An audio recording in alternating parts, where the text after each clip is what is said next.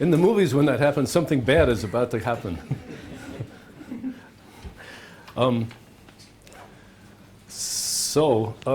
This is my outline.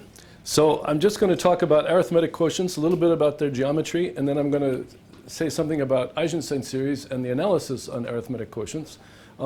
Originally, I planned to continue parts of my lecture from last week, but last night at about 12 o'clock, my computer spit out a counterexample to one of my conjectures. So we'll see what happens by the time I get to Thursday. I don't trust the computer either, so it spit out counterexamples all day yesterday, and I kept correcting, and finally it came up with one that looked rather bad. Okay, so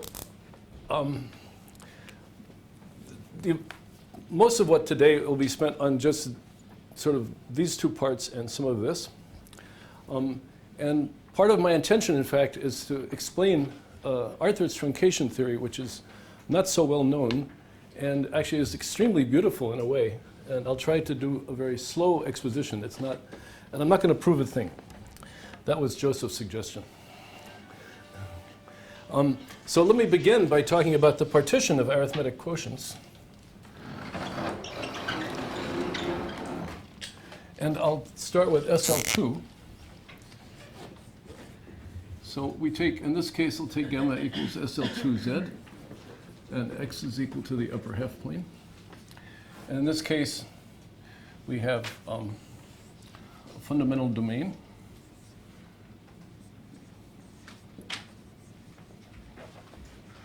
For gamma.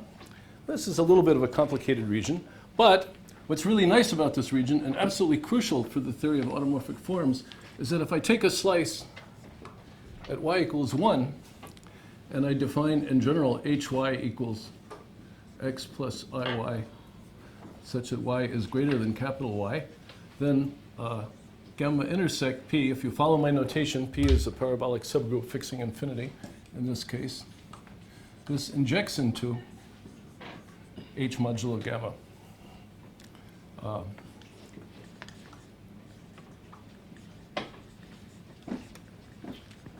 So this is an embedding. What is gamma intersection p? Yeah, this is a p, and all these things are on the notation sheet, but I'll keep asking questions, and we'll keep referring to the notation sheet. So p is the upper triangular matrices, and gamma intersect p happens to be just plus or minus 1 times the unipotent elements. The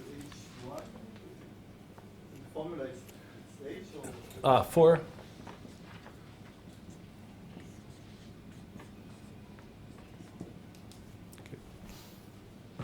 So for any big enough, the point is that for any y big enough, this embeds.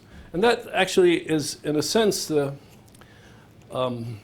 genesis, as it will, of Eisenstein series. That's why they somehow play a role in the analysis on arithmetic quotients. So something similar happens for all groups.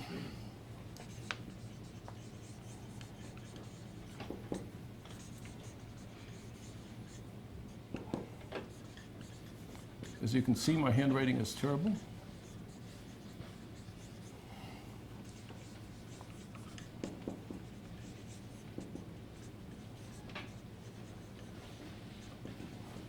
Okay, so now I follow the notation. So I take G. In this lecture, I always take G to be split over Q to simplify many, many things. In particular, in this case, the main consequence is that the G of, and I take gamma equals, I can actually give it a structure of a scheme over Z, and this acts transitively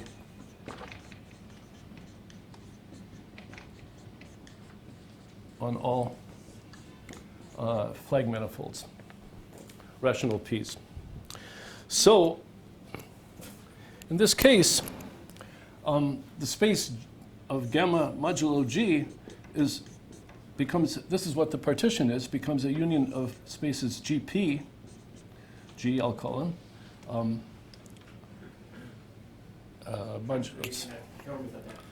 hello? By transitive meaning that your orbits are dense? Wait one more. Let me write G. And now, what is your question? By transitive meaning that your orbits are dense?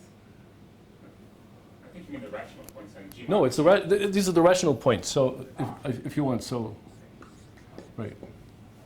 Okay. Yeah. Sorry. So in particular for GL2, it just acts transitively on the cusp, the rational cusp. Okay. So I can always take G and I can partition it, and this is all parabolic, all rational parabolics P.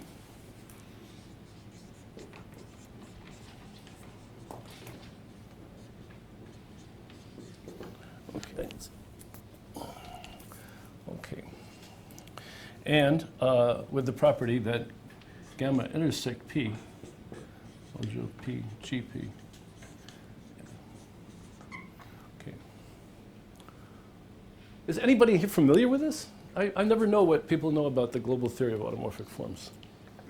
What is GGP? It's some notation I'll explain. There's also other groups. So you don't, in this context, you don't really need the G, but we'll see later we have M's as well for Levy components. Is there any questions? Somehow it's, I'll explain what it is because it's not quite trivial. So this is due to Arthur, although it must be implicit in Langland's Eisenstein series notes.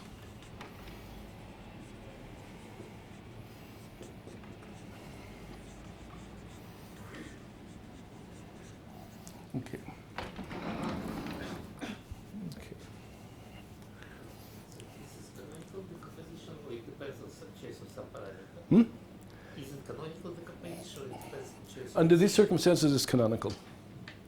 G, I've assumed G to be split.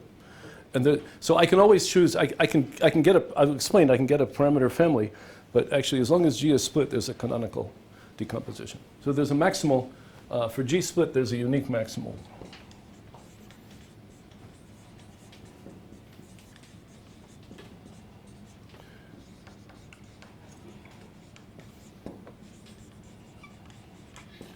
Choice, a maximal choice. Okay. Okay. So you're about to tell us what GTG is? Yes. Okay. I will tell you very simply. So actually, let me point out something about even the case of SL2. In the case of SL2, what I do is I take G. So if G is SL2, then GGP is equal to gamma times H1, where gamma P infinity, gamma minus 1 is equal to P.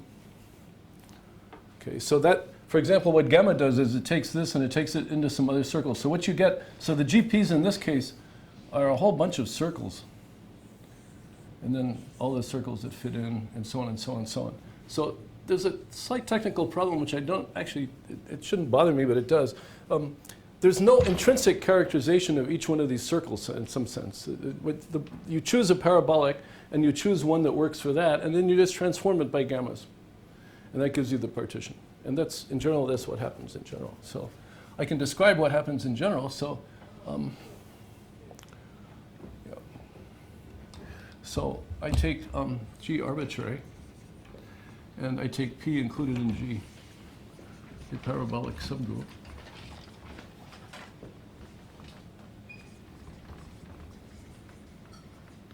And then I have gamma intersect P divided by P maps onto two spaces.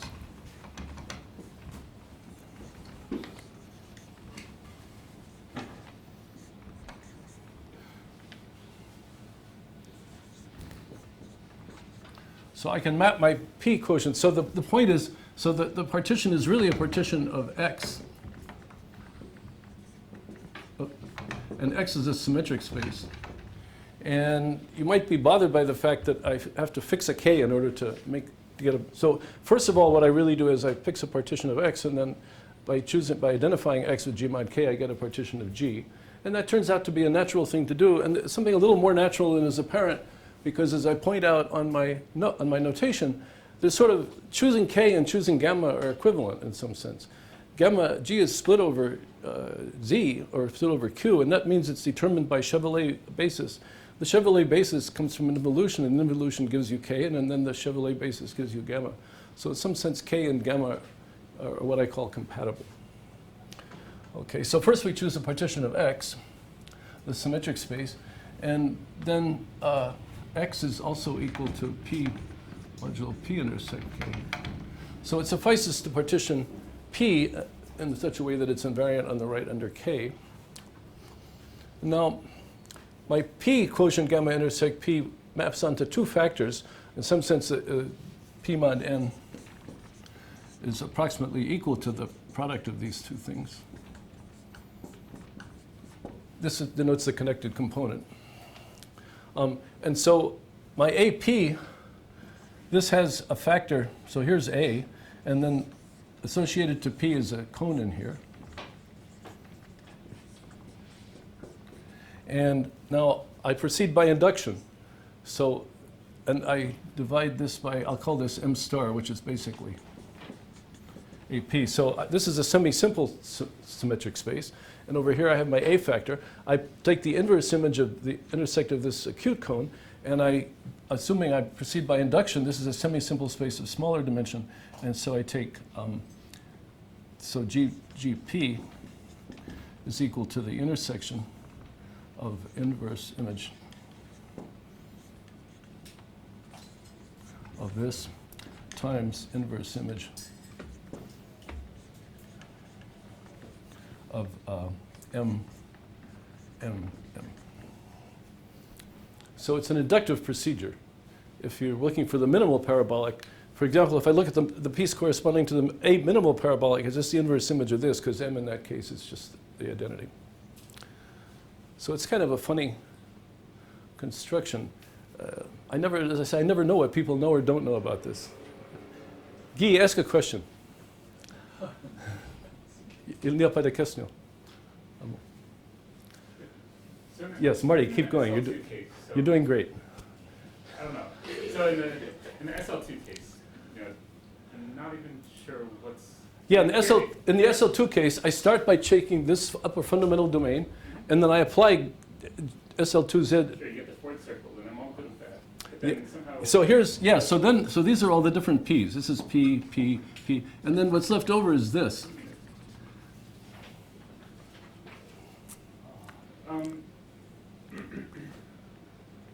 Okay, so you're decomposing the real points?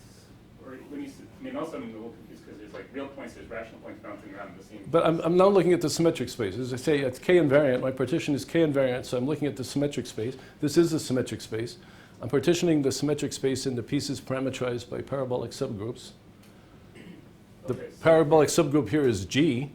I mean, I get all different copies. So my piece corresponding to G is this thing. It's all the unions of gamma. Yeah, it's all the. But for each P, so for each P, I get a unique circle. Sure. But for G itself, I get the union of all these little bits, itsy bitsy pieces. And in this case, so what happens is that gamma itself intersect XGG is compact. And that's the important, that's reduction theory. So that's the basic factor of reduction theory. Have you got the picture now? Okay, good. Keep going.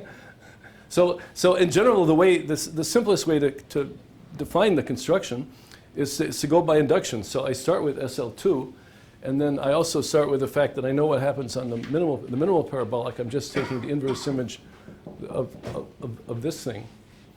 And so I get a whole bunch of copies of that. And then I proceed by induction because the semi-simple rank of this is less than the semi-simple rank of G. So when I'm all through, I get, again, the same fact, that this is compact. And that's reduction theory. And so the piece corresponding to G itself is just everything that's left? It's everything that's left. That's exactly right. So what I do is I construct explicitly by induction the pieces for P which are proper, and then the stuff for G is what's left over. And it's a real theorem to show that the quotient is compact. That's not a trivial result. Okay? Everybody looked kind of puzzled. See, I never.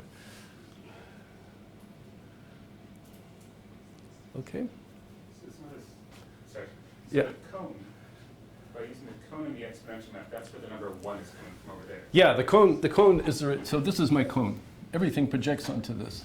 So in this case, my hy is just the inverse image of a ray, starting at 1. Yep.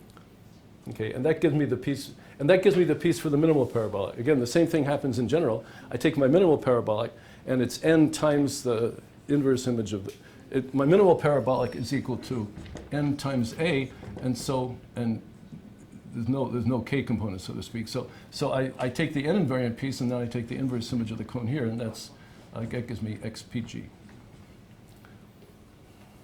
And again, it's not quite trivial. This is the easiest piece to deal with. It's relatively easy, but not trivial to show that this is actually an embedding.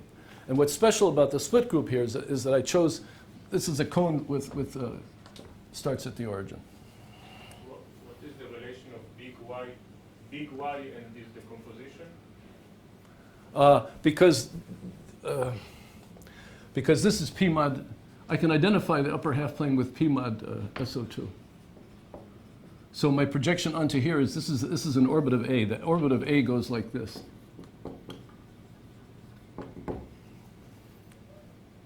So well, t minus 1 takes z goes to t squared z. Okay. This is, yeah. Okay. Is that? Are you a little, yes? The composition does not depend on big Y.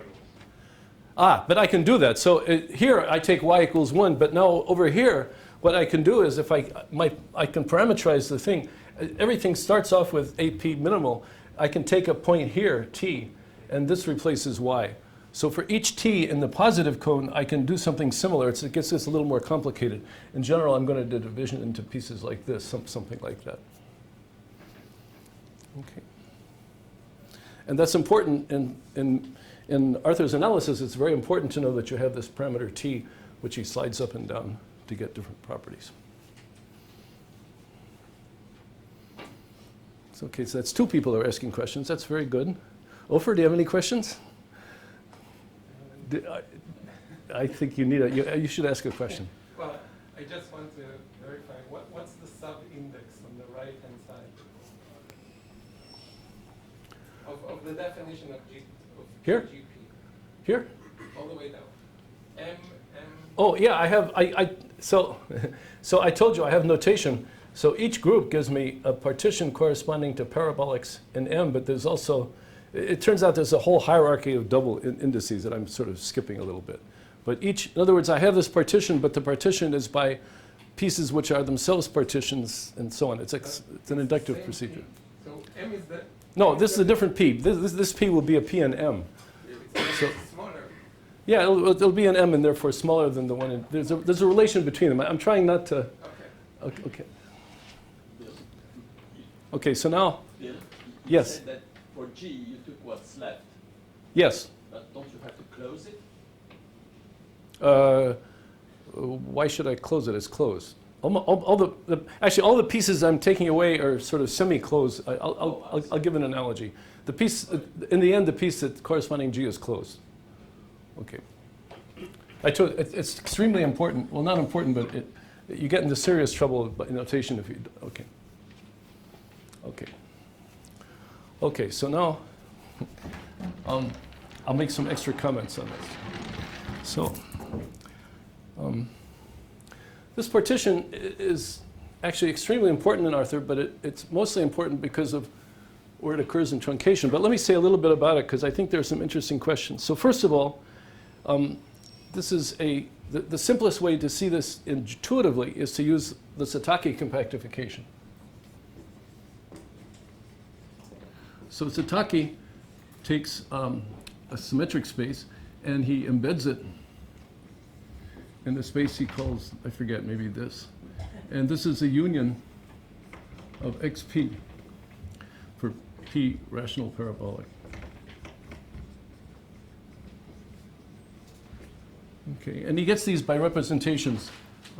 He constructs these from rational representations of G. And there's one of these, which is the most important in a sense, although it's not why he used it. So there's one largest one. And that's the one that, so in general, the Sataki compactifications, you get different parabolics corresponding to different components. But there's one biggest one where your extra boundary components come from all the rational parabolics. So, for example, there's a dichotomy of notation here. This is either largest Sataki compactification, and that's equal to what Janos referred to last week as the reductive Brel-Serre compactification, which means you take the Brel-Serre compactification and you just reduce all the unipotent parts. But when you do that, you get a Sataki compactification. And now, these partitions, these pieces, are the neighborhoods of the open sets in the Sataki compactification. So the XP, the XPG are neighborhoods of open sets in XP at infinity. So that's it. In fact, that if you're going to construct these in general, so this construction works very generally for arbitrary rational groups. And in general, if you're going to do it that way, then this is sort of conceptually the simplest way to do it, is just to apply results of Sataki. Sataki's original paper gives you all the details you need to make this work. Okay. Now, what's a little funny about this is, as I say, if G is split, there's a canonical one. In general, there's something going on that I don't understand. So there's some open questions about this. Namely, if I take my group to be SLN, then X parameterizes metrics on lattices. It's in the usual way. So in the upper half plane, for example, what the upper half plane really parameterizes metrics on copies of Z2. And there's a notion of stability. So the partition, you can associate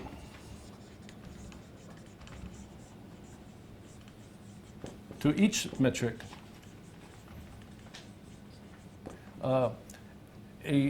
what's it called? A canonical polyhedron, which is a kind of Newton polytope.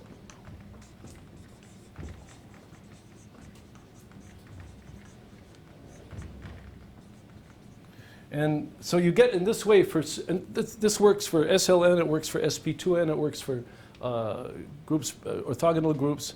It works for a few other groups very, very nicely. You can parameterize exactly, you make precise a notion of stability and so on. And this partition corresponds to that. So according to each canonical polyhedron, you get a rational parabolic, a unique rational parabolic subgroup. This gives you an intrinsic parameterization of points on the symmetric space by polyhedron. And this doesn't depend on a choice of K. So that's why I say in some sense it's the partition of X, which is really canonical. In general, well, Grayson has a paper, which is one of the ones I refer to there, where he extends this to arbitrary rational groups, but there's a lot of mysterious stuff going on. And how explicit this becomes depends to some extent on the ramification of the group. So details depend on how ramified G is, in some sense that I won't specify. So there's some mystery to it, and I don't think anybody's ever really understood that. Harder and his former student Ulrich Stuhler spent many years trying to make this work out in a very precise way. In the case of characteristic P, there's a theory due to Kai Berendt, which gives you exactly the parameterization for bundles, for bund G of various kinds. And Harder and Stuhler tried very hard to make that work in the arithmetic case, but and to Harder's embarrassment, he gave a series of lectures in Trieste where he finished with no theorem. It just didn't work. So it's a funny business. Okay. To understand the open question is that somebody has a way of associating to a metric on a lattice. Yeah, so let me explain what goes on. So Grayson has a theorem of the following kind. He tells you that he takes a parameter t. of some kind. And all he tells you is, if t is big, this gives you a partition of the right kind. That's all he says.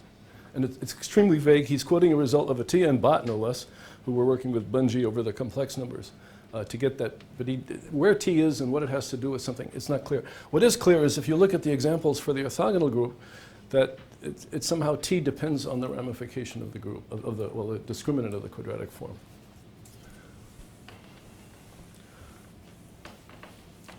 I don't think it's well, I don't know. It's probably not a terribly important question, but it's a mystery, I would say.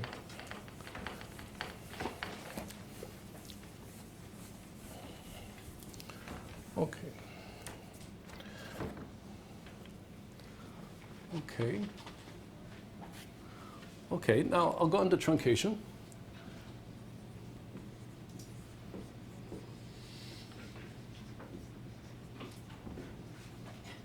So again, we'll look at SL2.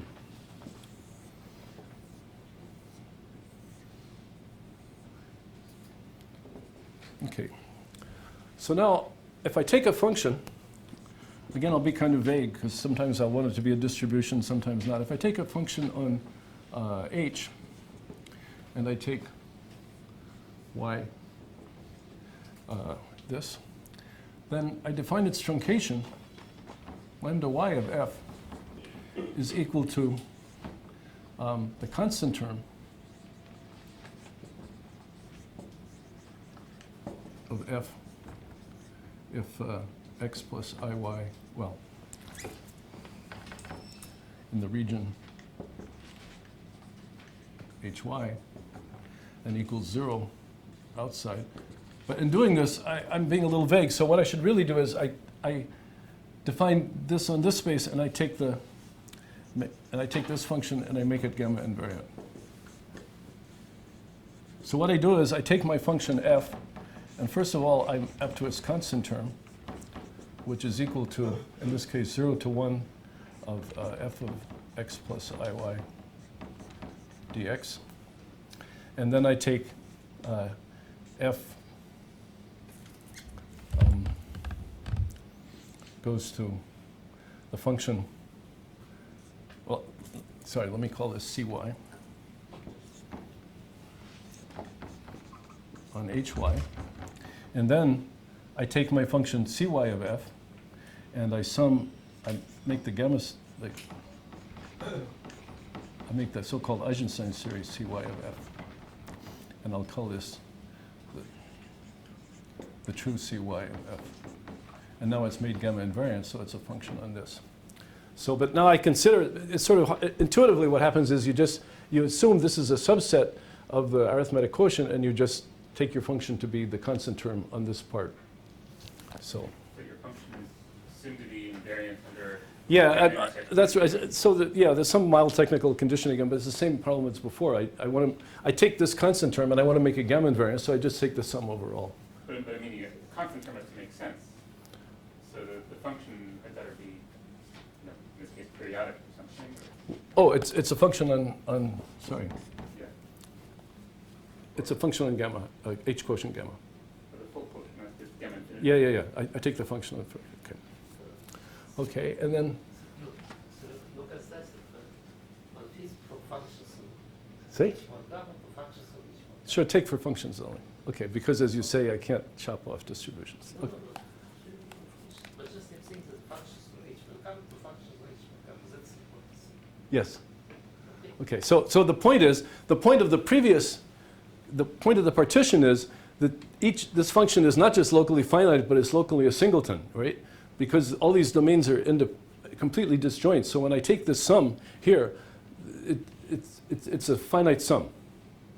Okay, locally finite, but actually a singleton finite. Okay, and now I define my truncation y of f is equal to f minus cyf.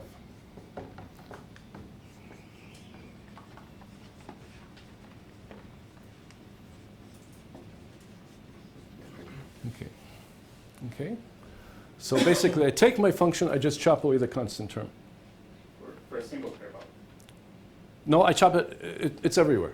I'm chopping away, this is my gamma invariant function. When I do that, when I take the Eisenstein series of this, I'm taking away the constant term for all parabolics. Oh, perfect. Okay. Yep. Yep. Okay, so what I'm doing is, so I'm taking my constant term and I'm chopping away the constant term on each cuspidal, each part of the partition. Certainly not continuous. It'll be chopped. Yeah. Yeah. I didn't understand the order of operations in the definition of lambda. Do you have this summation over gamma? Yes. Yes, my C of y, I don't know how, let's call this C sub y and let's call this C of y. Okay. Okay. And now, there's some basic facts about this. So,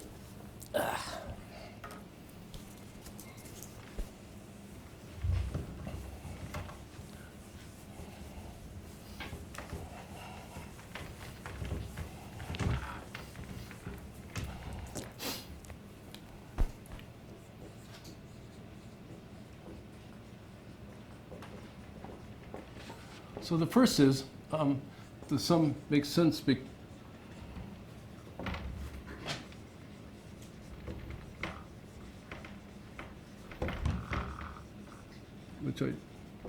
partition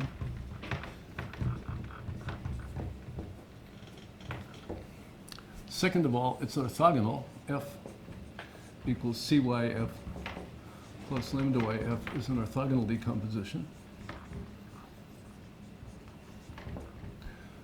The third, it's actually strongly orthogonal in the sense in which F squared is equal to CYF squared on gamma intersect P modulo H, and this is this plus the norm of this.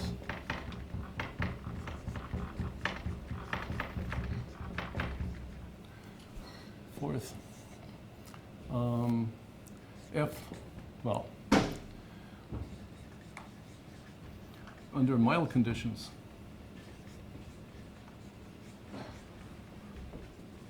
on F, lambda y of F is rapidly decreasing as y goes to infinity. Okay. And the fifth condition rather, if F has support on X GG, lambda y of F is equal to F. Okay. So these are all very elementary. And the reason it's important, well, for purposes of analysis, so I call this 2 and 3 together kind of, I might call it 2A and 2B. So I call this, this is orthogonality, but I call this strong orthogonality.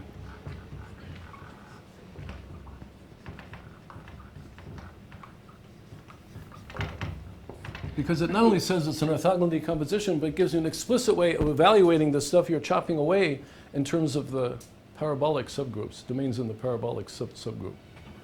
And that's, again, that's the basis of analysis in Arthur's work. So, although he doesn't actually use it explicitly very often. So, and again, so this is extremely important, and this is the crucial fact, mainly that this is the whole reason you're interested in the truncation, is that once you chop away the different constant terms, you get a function which is decreasing rapidly. Under what's the mild condition? So the condition is that F is a member of AUMG, which means uniform moderate growth.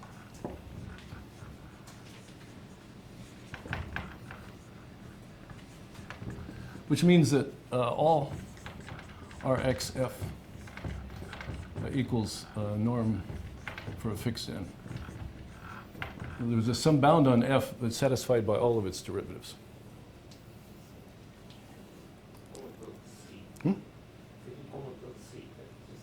Comment on 3.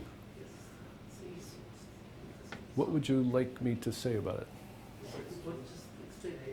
Ah, yeah, so that's very easy. Yeah, so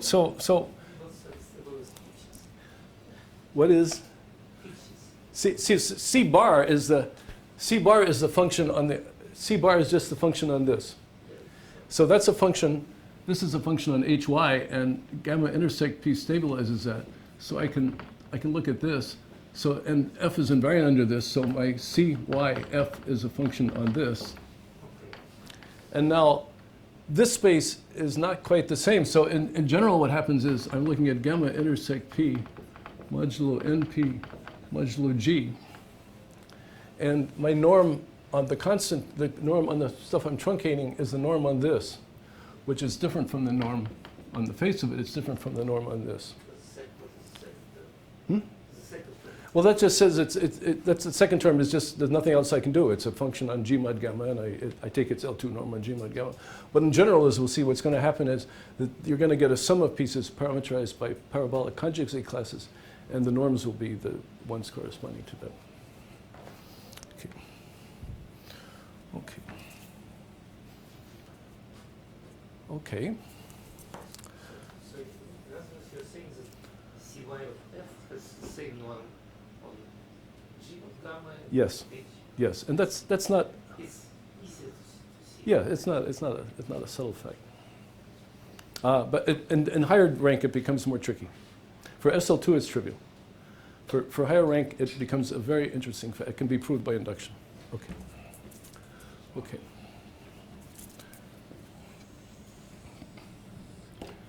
Okay.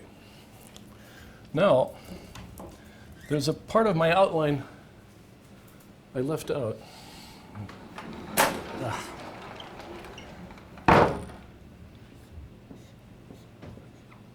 So in truncation, there are really three different pieces.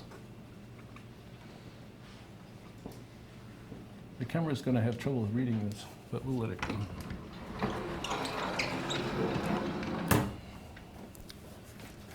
Now, truncation in higher rank is very tricky. And it's actually very, very subtle, in fact, and it's the best explained by analogy.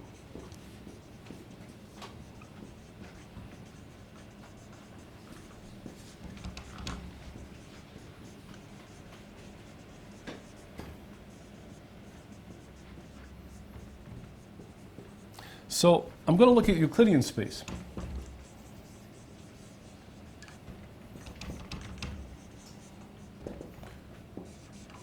So it's best explained by comparison with what happens in Euclidean space.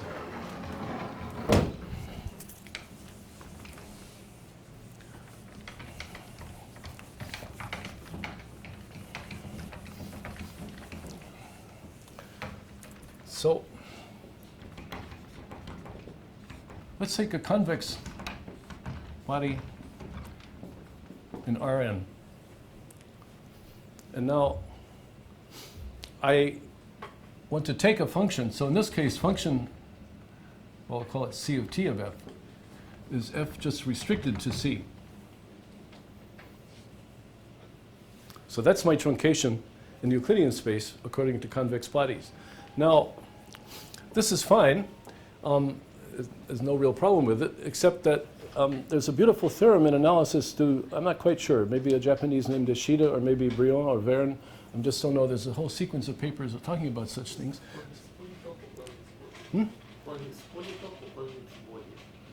A convex polytope. A finite, actually there's some locally finite, something. Okay. So C.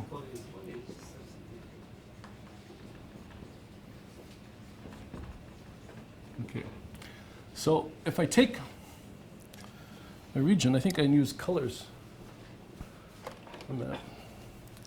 So if I take a face of this thing, a face of maximal, then this is called the exterior. So here's F.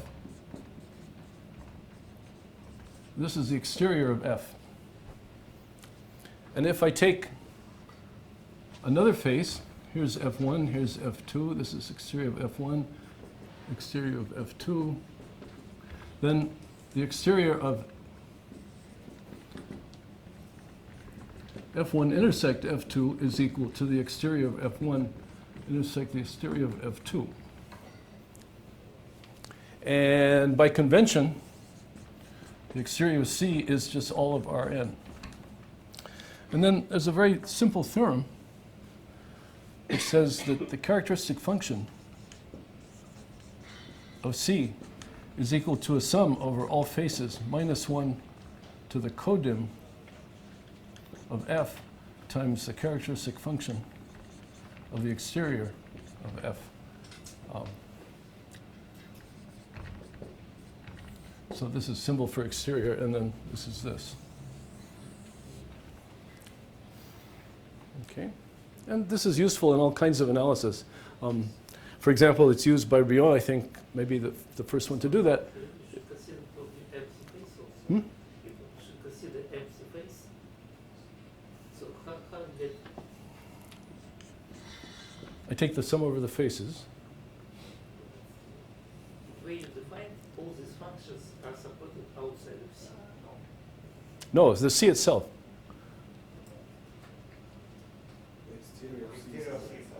Yeah. There's a reason for that. There's some technical thing that's why there's something you have to do. Okay. So this is basically the calculation of an Euler-Poincare index of some kind.